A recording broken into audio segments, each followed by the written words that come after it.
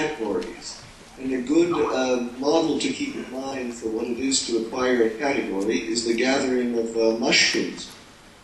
Some mushrooms are edible and some mushrooms are inedible, and you have to learn from experience, and certainly other creatures when they're foraging have to learn from experience, unless they're already innately born with the category, which mushrooms can be eaten and which ones can't.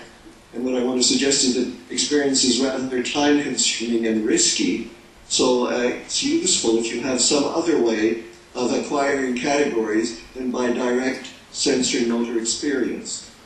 The full accumulation of our categories, not just what mushrooms you can eat and what mushrooms you can't eat, but whatever you can do with, what it is that you can do with anything. The name of a category is, in a sense, what you do with the instances of the category. In the case of mushrooms, it's transparent that you eat the edible ones and you avoid the inedible ones. But for other things that we do, the kinds of things that we approach and that we avoid, the kinds of instances that we copulate with and that we don't copulate with at great peril, those are all categories. And the accumulation of those categories, all the way to science, as I'll show you, is our category comes in the first instance and our cognitive comes in the second instance. Most of thinking is acquisition of category.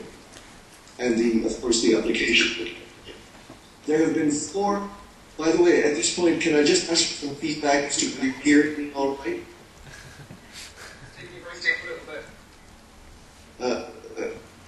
Is it comprehensible?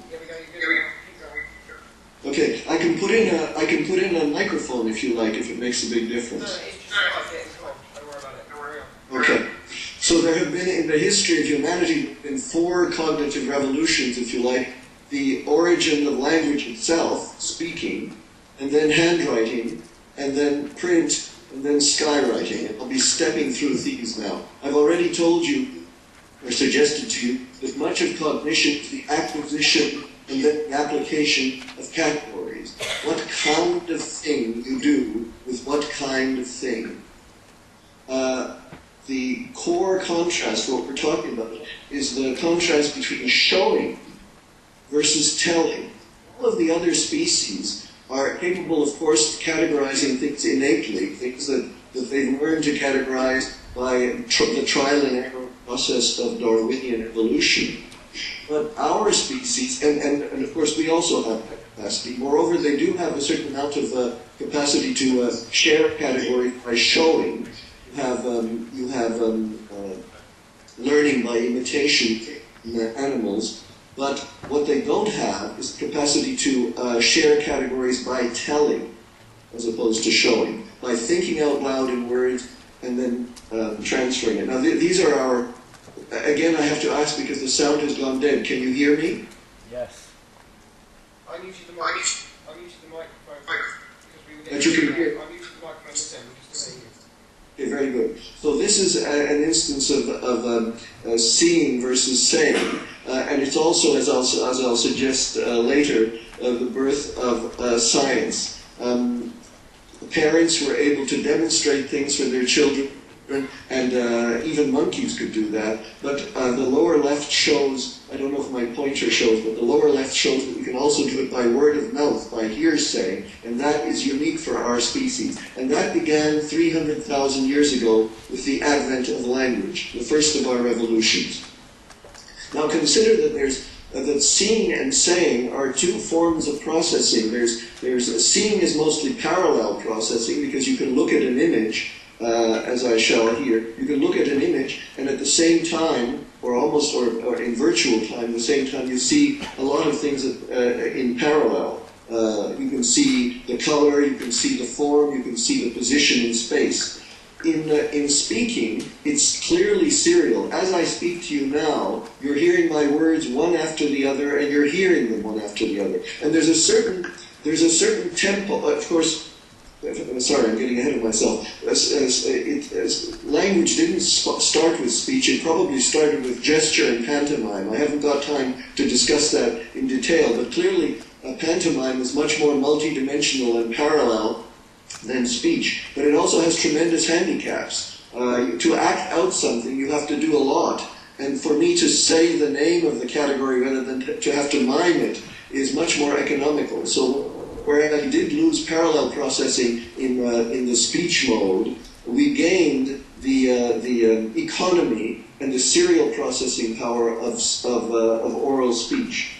And of course, everything that we can do with oral speech, because with dialogue we can transfer categories by simply describing them or defining them rather than having to act them out and show and tell them.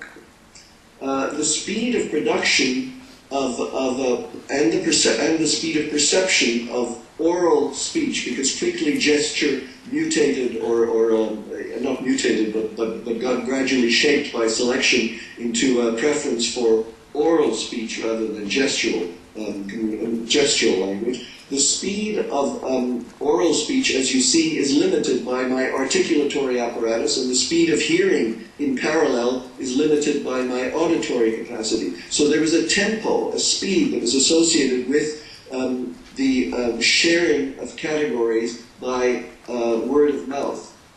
And that is, in fact, the speed of thought, the speed of cognition. The language, 300,000 years ago, co-evolved with verbal thinking, which is our way of thinking, verbal thinking. We still have the capacity to look at a visual image and to process a lot in parallel, but we cannot convey that. We can do it by drawing, but of course drawing takes a great deal of time in real time. And in general, our distributed cognition, our capacity to offload thoughts onto others and benefit from the thoughts that they have in their heads, our distributed cognition across heads is thanks to our capacity to speak, and that is restricted to the tempo of real-time speech, of real-time dialogue. It is not an exaggeration to say that the speed of verbal thought occurs approximately at the same order of magnitude as the speed of verbal discourse and dialogue. That is a plus, but it's also a minus. It brought us the oral tradition. It makes it possible for orators to present things to a large number of people at the same time, and of course it also allows a one-on-one dialogue, but it has the disadvantage with the old Latin dictum verba vonum scripta manem, is that words disappear. Once they've been spoken, they're gone. Apart from whatever memory trace they leave in my head, they're gone. Whereas